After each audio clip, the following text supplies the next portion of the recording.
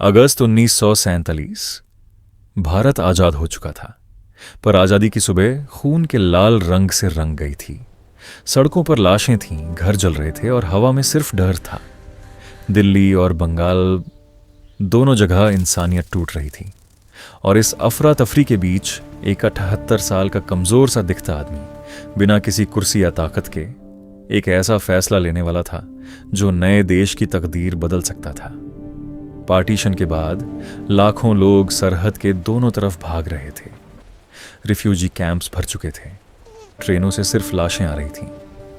16 अगस्त 1946 का direct action day और फिर 1947 के दंगों ने बंगाल को जला दिया था। दिल्ली में भी बदले की आग भड़क रही थी। नई सरकार जवाहरलाल नेहरू और सरदार पटेल के साथ कानून व्यवस्था संभालने की कोशिश कर रही थी, पर हिंसा रुक नहीं रही थी। महात्मा गांधी, जो नोआखाली के गांव गांव शांति की बात कर रहे थे, दिल्ली लौट आए। उन्होंने देखा कि लोगों के दिलों में जहर भर चुका है। उनके पास न पुलिस थी न सेना, सिर्फ उनका विश्वास था।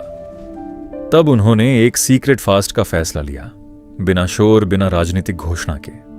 उन्होंने कहा, जब तक दिल्ली में शांति नहीं आएगी मैं अन्न नहीं लूंगा। 13 जनवरी 1948 गांधी ने अपना अनशन शुरू किया। यह सिर्फ रोजा नहीं था, यह एक आखिरी पुकार थी। अगर हिंसा नहीं रुकी तो उनकी जान जा सकती थी, और अगर गांधी मर गए तो नई सरकार की नींव हिल सकती थी। देश अब भी बना ही था।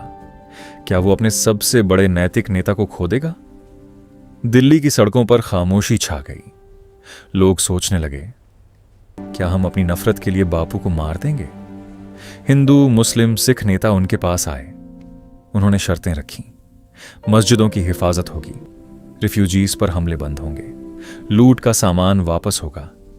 यह सिर्फ एक आदमी का उपवास नहीं था, यह पूरे समाज का इम्तिहान था।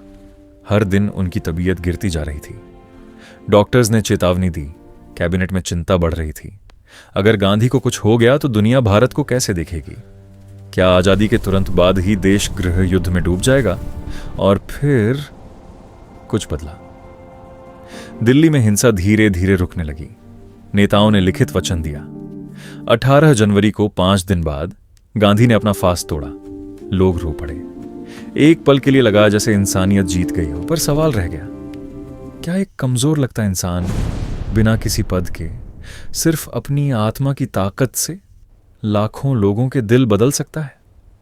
पार्टीशन की आग ने देश को जला दिया था, लेकिन उस आग के बीच गांधी का अनशन एक आईना था जो हमें दिखाता है कि नफरत से देश नहीं बनते, सिर्फ हिम्मत और इंसानियत से बनते हैं। और शायद इसीलिए जब 30 जनवरी 1948 को गोली की आवाज गूंजी तो सिर्फ एक व्यक्ति नहीं गिरा, बल्कि एक ऐसी आवाज खामोश हुई जो हमेशा के लिए यह याद दिलाती रहेगी कि सबसे बड़ा हथियार बंदूक नहीं, बल्कि सच और अहिंसा की भूख होती है।